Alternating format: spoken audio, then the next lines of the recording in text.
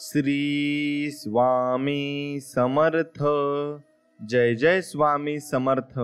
स्वामी भक्तांनो, स्वामींचे असेच मनमोहक आणि प्रेमळ संदेश मिळवण्यासाठी आपल्या चॅनलला नक्कीच सबस्क्राईब करा आणि बाजूला असलेली घंटी नक्कीच दाबा. स्वामी तुमच्यासाठी एक प्रेमळ संदेश घेऊन आले आहेत आणि ते तुमची आज सर्वात मोठी इच्छा लवकरच पूर्ण करणार आहेत. फक्त हा संदेश मोजून 8 मिनिटं तुम्ही मन लावून ऐका, नक्कीच भाग्यवान ठराल. स्वामी तुम्हाला म्हणत आहेत आणि स्वामी उपदेश करत आहेत. बाळांनो, चिंता करू नका. प्रत्येक जीवाच्या जीवनात संकट येतात, पण ती टाळण्यासाठी माझ्यावर अखंड विश्वास ठेवा आणि श्रद्धा ठेवा. संसारात वावरताना सुख दुःख येणारच, परंतु त्यात अडकून पडू नका. जे काही होत आहे ते देवाच्या इच्छेने होत आहे, तोच तुमचं कल्याण करणार आहे. आणि माझ्या चरणी मन घट्ट ठेवा आणि कधीच विचलित होऊ नका. कर्म करा, पण फळाच्या अपेक्षेत न राहता आणि त्याचं सार्य माझ्यावर सोपवा आणि कष्टाचे फळ नक्कीच मिळते. संकटाच्या काळात संयम आणि श्रद्धा हाच तुमचा सर्वात मोठा आधार आहे. मानवाची सेवा करा, त्यातच ईश्वराची सेवा आहे. परोपकार आणि अहंकाराचा त्याग हा जीवनाचा मूलमंत्र आहे. म्हणून प्रत्येक कठीण परिस्थितीत मी तुमच्या सोबत आहे. तुमच्या जीवनातल्या प्रत्येक अडथळ्यावर मात करायला माझं नाव तुमचं रक्षण करेल. श्रद्धा, भक्ती आणि समर्पणाने सर्व संकटांवर विजय मिळवता येतो. अंतःकरण शुद्ध ठेवा, देवाच्या नावाचा जप करा आणि जीवनातला प्रत्येक क्षण हा परमेश्वराच्या सेवेसाठी तुम्ही नक्कीच अर्पण करा. लवकरच तुम्हाला चमत्कार दिसेल. आणि स्वामी भक्तांनो, या व्हिडिओला नक्कीच एक लाईक करून कमेंटमध्ये श्री स्वामी समर्थ, जय जय स्वामी समर्थ नक्कीच लिहा. कोणतीही समस्या असो ती परमेश्वराच्या इच्छेने येते आणि त्याच्या कृपेनेच नाहीशी होते. संकटाच्या काळात घाबरू नका, कारण तुमचं रक्षण करायला मी सदैव तुमच्या सोबत आहे. प्रत्येक परिस्थितीत देवाच्या नामस्मरणात राहा, कारण तेच तुमचं खरं आश्रय आहे. देव म्हणत आहे, जीवनात आलेल्या प्रत्येक क्षणाला स्वीकारत त्यात समाधान शोधा. कष्ट करा, परंतु त्या कष्टाचे फलित माझ्यावर सोपवा. प्रयत्न तुमचे, परंतु फळ देण्याचं काम माझं. माझ्यावर पूर्ण विश्वास ठेवा. अहंकार सोडा, लोभ सोडा. दुसऱ्यांना मदत करा आणि मानवतेची सेवा करा. परोपकार करणाऱ्यांवर परमेश्वराची कृपा सदैव असते. सर्वांना प्रेमाने वागवा, कोणाचाही अपमान करू नका आणि तुम्हाला जे मिळालं आहे त्यात समाधानी राहा. मीच तुमचा तारणहार आहे. जिथे श्रद्धा, भक्ती आणि सेवा असेल तिथे मी असतो. संकट येणारच, पण माझ्या चरणी ठाम राहिलात तर ती सहजपणे पार पडतील. सर्व चिंता माझ्यावर सोडा आणि तुम्ही निवांत राहा. हेच मी तुम्हाला सांगू इच्छित आहे आणि हेच देव आपल्याला सांगत आहे. त्यामुळे आपण याच प्रकारे जीवन जगायचंय आणि आपण नक्कीच याच प्रकारे भगवानाची सेवा करायची आहे.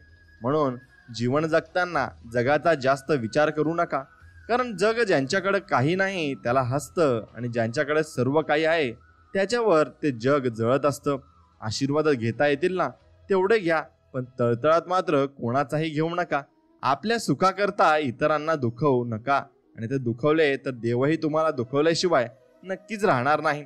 आणि जेव्हा आयुष्यात खूप संकट येऊन पण तुम्ही खंबीर असाल ना, तेव्हा समजून जायचं स्वामींनी तुम्हाला सांभाळून घेतलं आहे आणि स्वामींनी तुम्हाला नक्कीच समजूनही घेतलं आहे. म्हणून धन दौलत तर जगात अनेक लोक सोडून जातात, परंतु जो नाव सोडून जाते तोच खरा धनवान व्यक्ती असतो आणि त्याच्याकडेच खरं ऐश्वर्य असतं. म्हणून प्रसन्न न करता सहजपणे मिळेल अशी कोणतीही वस्तू या भूतलावर अस्तित्वात नाही. म्हणून आपल्याला प्रसन्न आणि प्रयत्न हे दोन्ही करावे लागतील.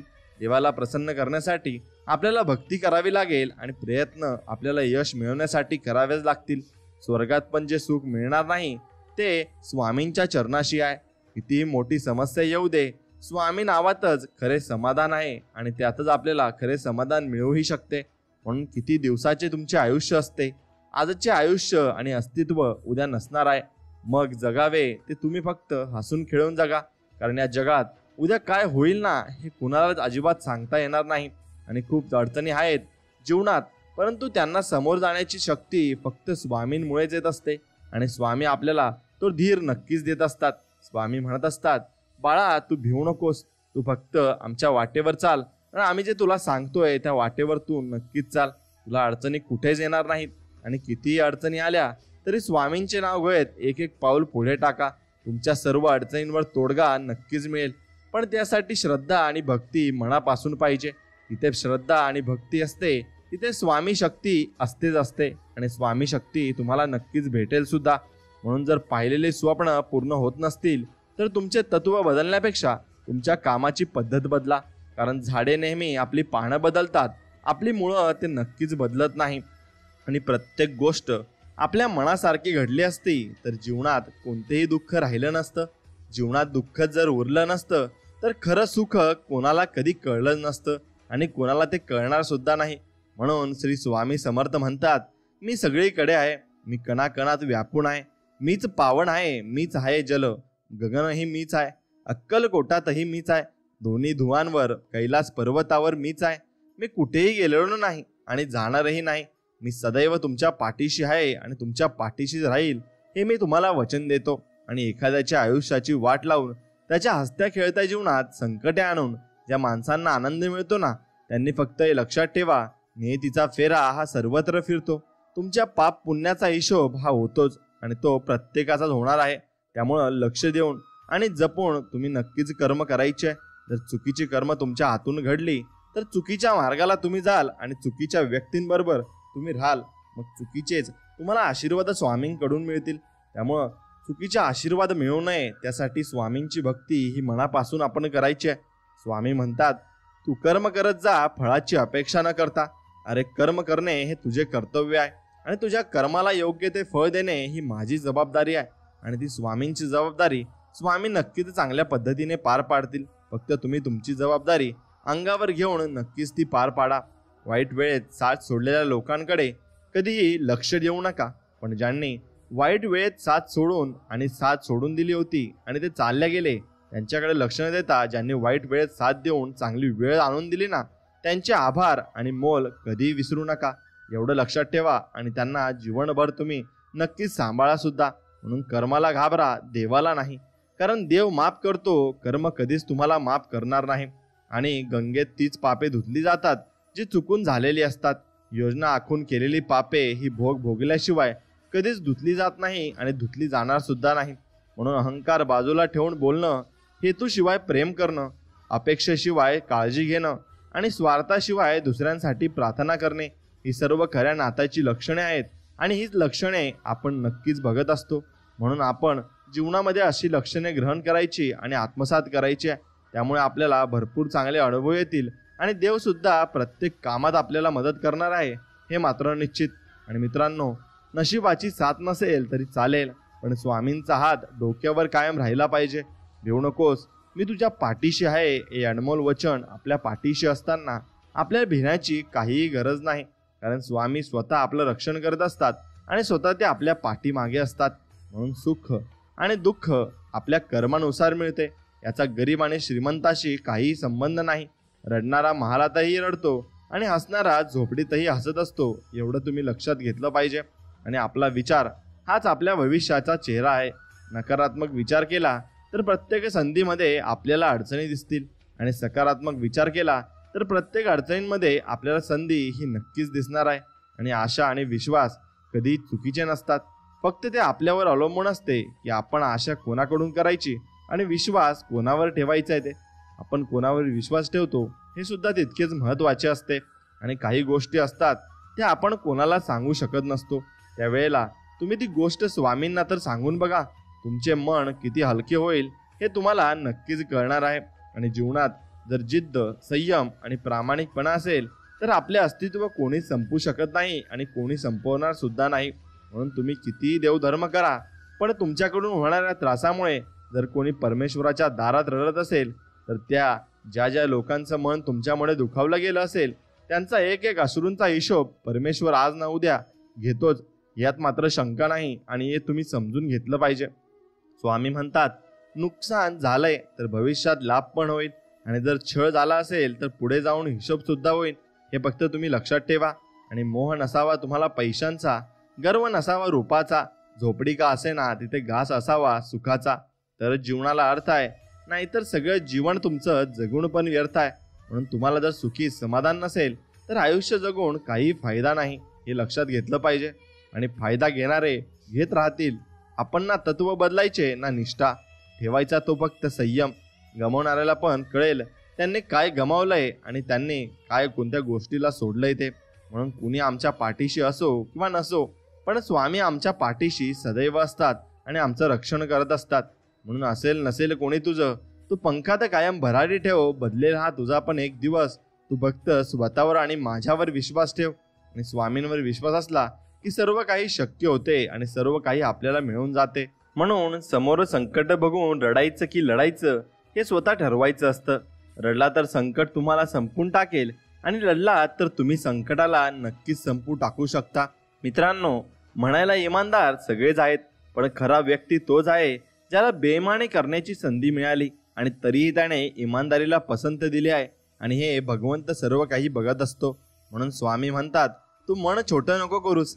जिथे तुझे आपले तोंड फिरवशील तिथे मी तुझी नक्कीच साथ देईन आणि नक्की तुझ्या सोबत राहीन. म्हणून तुम्ही एकटे आहात म्हणून तुम्हाला यश मिळणार नाही अशी भीती कधीच बाळगू नका. कारण थव्याने उडणाऱ्या पक्ष्यांपेक्षा गरुडाची झेप ही नेहमीच मोठी असते. दुःख भोगणारा पुढे जाऊन सुखी राहू शकतो, पण दुःख देणारा कधीच सुखी होऊ शकत नाही. हा निसर्गाचा नियम आहे. आणि कोणीही किती तुला चुकीचं किंवा खोटं समजू दे, पण जर तू खरा असशील तर जो वर बसला आहे ना, तो सगळ्यांचा हिशोब ठेवतो आणि तो सगळ्यांचा हिशोब करणारही आहे. फक्त त्याच्यावर विश्वास ठेवायला शिक. आणि परिस्थिती ही सगळ्यात मोठी गुरु आहे. कारण जगायचं कसं आणि कोणाशी वागायचं कसं हे परिस्थितीशिवाय दुसरं कोणीच आपल्याला शिकवू शकत नाही. आणि परिस्थितीच आपल्याला पूर्णतः मोठा अनुभव देत असते. म्हणून चांगलेच होणार आहे हे गृहीत धरून चला. बाकीचं परमेश्वर पाहून घेतील. हा विश्वास मनात असला की येणारा प्रत्येक क्षण हा आत्मविश्वासाचाच असेल. आणि आत्मविश्वास आपल्या ठसठसून भरलेला असेल. म्हणून नकळत तुझ्या समोर असा एक क्षण येईल ज्याची आशा सोडली होतीस ते स्वप्न पूर्ण होईल. आणि निश्चिंत राहा, मी सदैव तुझ्या पाठीशी आहे आणि तुझ्या पाठीशीच राहीन. म्हणून संयम ठेवा. कधी कधी चांगलं घडण्यासाठी तुम्हाला वाईट परिस्थितीतून जावेच लागते. आणि ती वाईट परिस्थिती आल्यावर चांगले दिवस तुम्हाला नक्कीच येणार आहेत हे मात्र निश्चित. आणि ते तुम्ही नक्कीच ठरवून घेतलं पाहिजे आणि त्यानुसार चांगलंच वागलं पाहिजे. म्हणून चंदनापेक्षा वंदन जास्त शीतल आहे. योगी होण्यापेक्षा उपयोगी होणे अधिक चांगलं आहे. प्रभाव चांगला असण्यापेक्षा स्वभाव चांगला असणे अत्यंतिक आवश्यक आहे. आणि हे तुम्ही नक्कीच लक्षात घेतलं पाहिजे. आणि अडचणीच्या वेळेत सगळ्यात मोठा आधार म्हणजे स्वतःवरचा विश्वास, जो मंद हास्य करत तुमच्या कानात प्रेमाने सांगत असतो, सगळं काही व्यवस्थित होईल, फक्त शांत राहा आणि संयमी राहा. शुद्ध अंतकरण ठेवून नाम घेतले तर भगवंताच्या कृपेचा अनुभव येईल. नामानेच अंतरंग पूर्णपणे शुद्ध बनत असते. म्हणून कुणाचाही वाईट अवस्थेवर हसू नये, जो तो आपल्याला संकटाशी लढत असतो. काहींना आपले दुःख लपवता येतात, काहींना नाही येत, म्हणून ते आपण लक्ष द्यायचं नाही. आपल्याला जीव लावणारे आपल्याला मोठ्या नशिबाने मिळाले आहेत हे समजायला काहींना वेळही लागत नाही आणि काहींना ते आयुष्यभर समजतही नाही. हे लक्षात घ्या. तुमच्यातील दोष दाखवून देणारे लोक कमवा, नाहीतर कौतुक तर लोक फायद्यासाठी सुद्धा करत असतात आणि फायद्यासाठी सर्व काही ते नक्कीच मिळवतही असतात. म्हणून तुम्ही जेवढं इतरांना द्याल तेवढंच किंबहुना त्यांच्या कित्येक पटीने देव तुम्हाला नक्कीच देईल आणि देव तुमच्यासाठी नक्कीच मदत पाठवेल. म्हणून आपलं दुःख पाहून कोणी हसले तरी चालेल, पण आपलं हसणं बघून कोणी दुःखी राहता कामा नये हे मात्र निश्चित. आणि आपलं नक्कीच आपण जीवनामध्ये हसत राहिलं पाहिजे आणि आनंदी राहिलं पाहिजे. कौतुक किती करायचं तेवढं करा, पण अपमान विचारपूर्वक करा. कारण अपमान हे कर्ज आहे जे प्रत्येकजण संधी मिळाल्यावर व्याजासह फेडत असतो. आणि अपमान कोणाचाही करू नका. तो व्यक्ती नक्कीच यशस्वी होऊ शकतो आणि तुम्हाला त्यामुळे उत्तरही देऊ शकतो. म्हणून कोणतेही कार्य हे अडथळ्याशिवाय पार पडत नाही. शेवटपर्यंत जो प्रयत्न करीत राहतात त्यांनाच यश प्राप्त होते आणि तेच यश मिळवतात सुद्धा. म्हणून सदैव समाधानी राहा. कारण सुखाची इच्छा नवीन दुःखांना जन्म देत असते आणि नवीन दुःख तुमच्या वाट्याला आल्यावर नक्कीच तुम्ही अजून दुःखी होत असता. म्हणून या जगात सगळ्या गोष्टी सापडतात, पण स्वतःची चूक कधी सापडत नाही. आणि ज्या दिवशी ती सापडेल त्या दिवसापासून आयुष्य तुमचं पूर्णपणे बदलून जाईल. आणि स्वामी म्हणतात, तोंडावर तिरस्कार करणारी लोक परवडतात, पण आपलेपणाचा दिखावा करणारी लोक जास्त घातक असतात आणि ते आपल्यासाठी भरपूर काही घातक असतात. म्हणून कुटुंब वाटून घेण्यापेक्षा आपली जबाबदारी वाटून घेता आली की घराचं घरपण पूर्णपणे टिकून राहत असतं आणि आपल्या घरामध्ये कधीही भेद पडत नाही. म्हणून हातावरील रेषेत दडलेले भविष्य पाहू नका, तर त्याच हाताने प्रामाणिकपणे काम आणि मुखात स्वामी नाम राहू द्या. नक्कीच तुम्हाला स्वामींचे आशीर्वाद मिळतील. आणि स्वामी सांगतात, जीवनात आपल्याच लोकांना फसवून कुठेही चुकीचं काम करणारी व्यक्ती आज जरी यशस्वी झाली तरी त्याचा येणारा काळ त्या सदैव दुःख दाखवणारा असतो, हे मात्र निश्चित. आणि त्याला सदैव तो दुःख दाखवतच असतो. म्हणून स्वामी म्हणतात, जिवंत माणसांच्या भावनाची किंमत ज्याला कधी समजली नाही त्याला दगडामध्ये भाव कसा सापडणार आहे. आणि हे तुम्ही समजून घेतलं पाहिजे. काही लोक आपल्या अहंकारामुळे किमती नाती गमावतात, तर काही लोक नाती वाचवण्यासाठी स्वतःची किंमत देखील गमावत असतात. म्हणून आपण जास्त नाती बनवण्याकडे लक्ष दिले पाहिजे आणि नाती गमवू नये. म्हणून यशस्वी भरपूर जण असतात, परंतु समाधानी फार कमी जण असतात. यश हे जरी आपल्या कर्तृत्वाचा विजय असला तरी समाधान हा आपल्या मनाचा विजय असतो. आणि हे तुम्ही समजून घेतले पाहिजे. पाप इतका सुंदर पोशाख घालून येते ना की ते पाप आहे असे माहीत असूनही आपण त्याला कवटाळतो आणि त्याला मिठी मारतो. म्हणून संकट टाळणं माणसाच्या हाती नसतं, पण संकटाचा सामना करणं त्याच्या हातात असतं. म्हणून संकटाचा सामना करण्यासाठी तुम्हाला नक्कीच स्वामी बळ देतील. आणि संसाराची सुरुवात सुंदर दिसण्याने होऊ शकते, पण संसार सुखाचा होण्यासाठी समजून घेण्याची कला दोघांमध्येही असली पाहिजे. आणि दोघांमध्ये ती कला असल्यावर भरपूर काही चांगल्या गोष्टी आपल्याकडून घडत असतात. म्हणून एखाद्याला चुकीसाठी क्षमा करणे इतके चांगले जरूर व्हा, पण पुन्हा त्याच्यावर विश्वास ठेवण्या इतके मूर्ख कधी तुम्ही होऊ नका. आणि तुम्ही देवाची किती भक्ती करता हे कधीच महत्त्वाचं नसतं.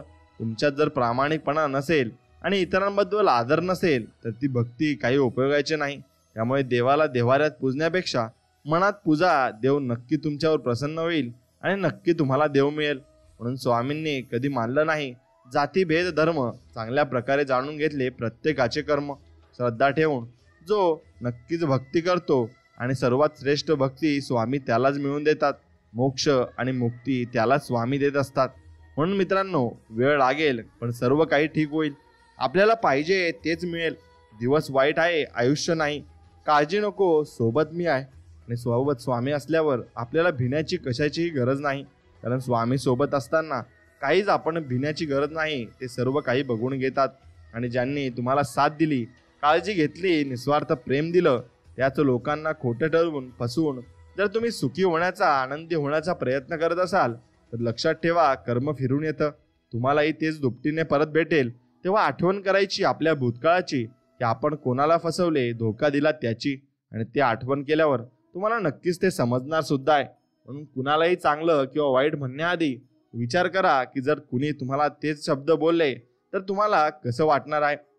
म्हणून युगाची भीतोसी भय हे पळू दे, जवळी उभी स्वामी शक्ती कळू दे.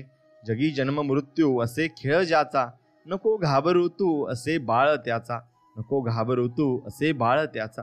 आपण सर्व स्वामींचे बाळ आहोत आणि स्वामी सर्व काही आपल्याला देत आहेत आणि स्वामी सर्व काही बघत आहेत. म्हणून माणसाचा जन्म हा प्रत्येक घरात होत शकतो, पण माणुसकी ही ठराविक ठिकाणी जन्म घेत असते. आणि माणुसकी जिथे जन्म घेत असते ना, तिथे परमेश्वराचे वास्तव पूर्णपणे टिकून राहत असते. म्हणून स्वामींच्या दरबारातून आजपर्यंत कोणीही रिकाम्या हाताने गेला नाही आणि जाणारही नाही. फक्त स्वामींनी आपल्याला झोळीत काय टाकले आहे हे समजण्याची कुवत असणे महत्त्वाचे आहे. आणि कुवत असली की सर्व काही शक्य होत असते. म्हणून विश्वास ठेव, समोर उभ्या असलेल्या संकटापेक्षा आपल्या पाठीशी उभी असलेली शक्ती मोठी आहे. आणि त्या शक्तीने समस्येचे उत्तर कधीच तयार केले आहे. तू मात्र मुखात अखंड नाम घेत प्रामाणिक प्रयत्न कर. बघ, विजय तुझाच होणार आहे आणि विजय तुझाच होईल सुद्धा.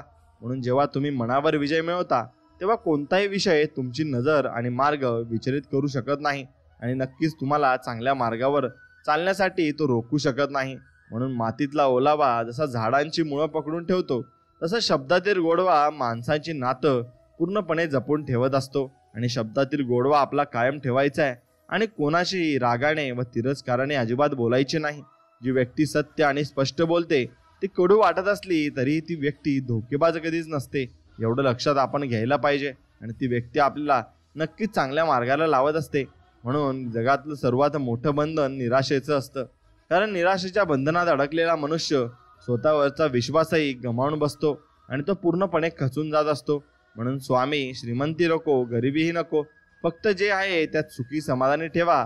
आम्हाला फक्त एवढेच तुमच्याकडे आमची प्रार्थना असेल.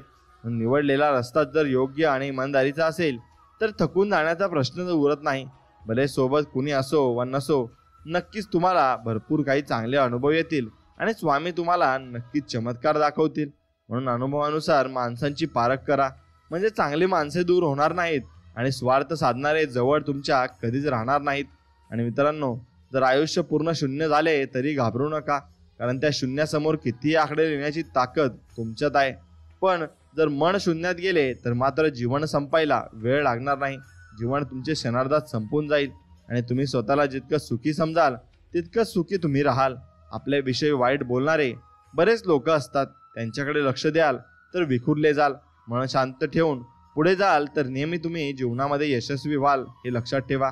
आणि स्वतःच्या हातून जेव्हा एखाद्या गरजवंताचे काम होते ना, तेव्हा त्याच्या चेहऱ्यावर जे समाधान असतं तोच आपल्या जीवनातील सर्वात मोठा सन्मान आणि सत्कार असतो. आणि तो सन्मान आणि सत्कार आपल्याला जीवनाकडून हवा असतो. म्हणून मित्रांनो, इमानदारी आणि मेहनत कधीच वाया जात नाही. त्याचे फळ उशिरा का होईना पण जरूर मिळते आणि शेवटपर्यंत ते सुख टिकून राहत असते. आणि आपल्या हक्काचे नसतानाही घेण्याची इच्छा होते, तेथून महाभारताची सुरुवात होते. आणि जेव्हा आपले हक्काचे असूनही सोडण्याची इच्छा होते, तेथून रामायणाची सुरुवात होत असते. आणि या दोघांचा अर्थ तुम्हाला 2 ओळीत मी सांगून दिला आहे. म्हणून अपेक्षा कोणाकडूनच ठेवू नका, पण रोज आपलं मन प्रसन्न आणि हसतमुख ठेवत जा, कारण खूप संकट जवळ सुद्धा येत नाहीत. बाकी स्वामी कृपेने आपल्या सगळ्या इच्छा पूर्ण होत ही स्वामींचरणी प्रार्थना. आणि स्वामी तुम्हाला सर्व काही लवकरच देणार आहेत. म्हणून मित्रांनो, विश्वास सगळ्यांवर ठेवा, पण कोणावर अवलंबून राहू नका, कारण कोणी किती पण आपलं असलं तरी शेवटी आपल्यालाच नक्कीच बघावं लागतं आणि सगळे आपल्याला जबाबदारी पेरावी लागते. म्हणून 1 कोटी रुपयांचा हिरा अंधारात हरवला, त्याला शोधण्यासाठी 5 रुपयाची मेणबत्ती उगाली आणि उपयोगी आली. एखाद्या गोष्टीचे महत्त्व त्याच्या किमतीवरून नसते, तर तिच्या योग्य वेळी येणाऱ्या उपयोगावर असते. आणि ती योग्य वेळेचा उपयोग नक्कीच आपल्यासाठी येऊ दिला पाहिजे. आणि मित्रांनो, एक गोष्ट लक्षात तुम्ही घेतली पाहिजे की स्वामी आपल्याला सर्व काही देणार आहे आणि जातपात हे स्वामी मानत नाहीत. त्यांच्याबद्दल गर्व कधीच करू नका, कारण काळ आणि वेळ आल्यावर जातीचं नाही तर माणुसकीचं रक्त कामाला येत असतं आणि माणुसकी कामाला येत असते. म्हणून स्वामींवर तुमचा मनापासून विश्वास असेल तर व्हिडिओला एक लाईक करा आणि कमेंटमध्ये श्री स्वामी समर्थ नक्कीच लिहा. आणि असेच व्हिडिओ मिळवण्यासाठी आपल्या चॅनलला सबस्क्राईब करून बाजूला असलेली घंटी नक्कीच दाबा. भेटूया पुढच्या एक व्हिडिओमध्ये. श्री स्वामी समर्थ. जय जय स्वामी समर्थ. धन्यवाद.